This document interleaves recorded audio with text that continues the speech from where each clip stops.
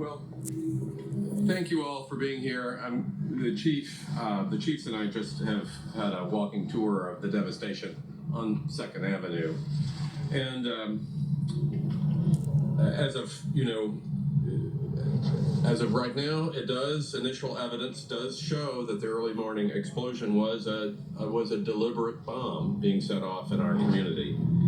And the blast caused injuries and catastrophic damage to this very historic part of Nashville. Now, at the end of the day, I think all of us, I certainly have gone from relief that there were not more casualties, and that's an amazing thing that there were not, particularly when people begin to see the devastation on 2nd Avenue, to relief that there were not more casualties, to now anger and determination and resolve, and a resolve to rebuild and not to be deterred, and to bring whoever was responsible for this to justice.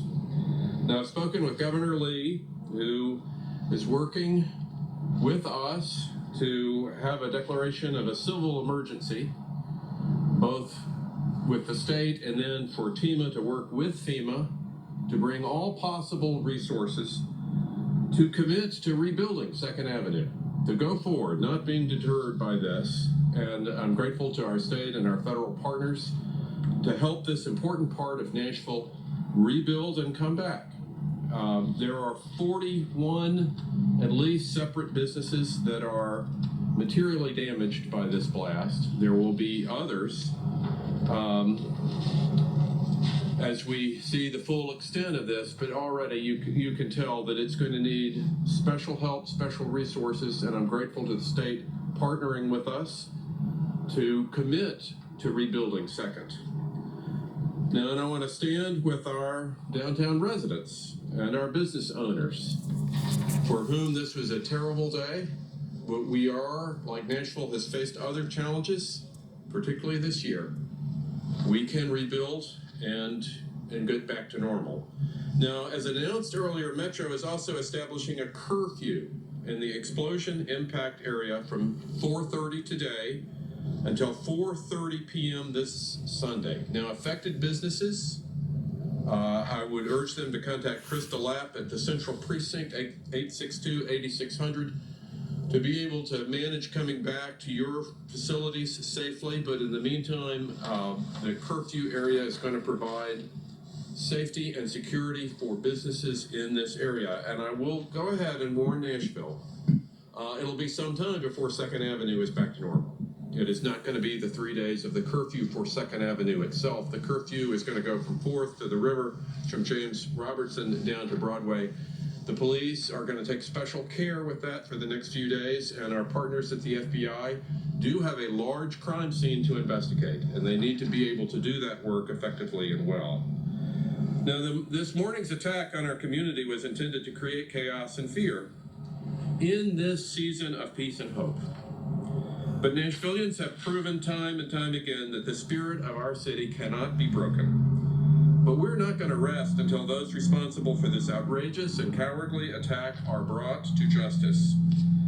And the full force of the Metro Police and our partners with the FBI and the ATF are working together to make sure that we will get back to being the safe city that we are. Now, 3 people have been hospitalized as a result of the explosion, are in a stable condition, and my prayers are with them and their loved ones. Tonight, I was able to visit with a 4-year-old girl this morning who had no injury and was saved.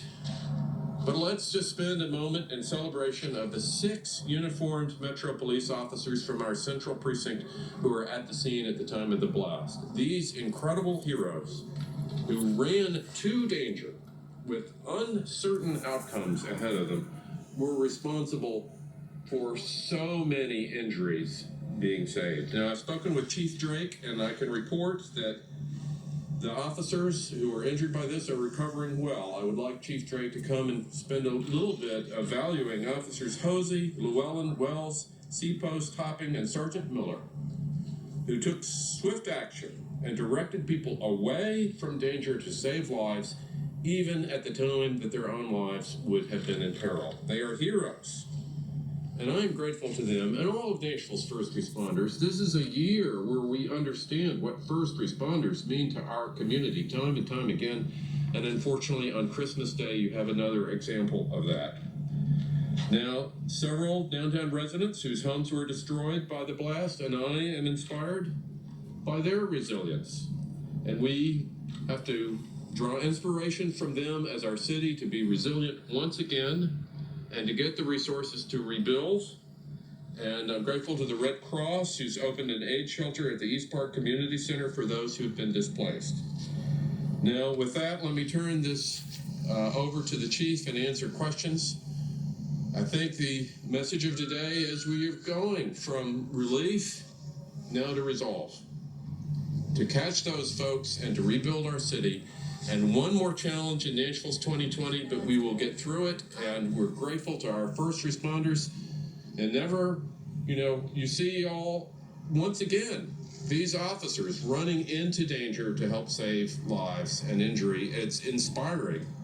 And again, the gratitude of our community goes to the Chief's force. And with that, I'd like to turn it over to Chief Drake to comment a little bit more specifically about the heroism, the great heroism of our department. Thank you.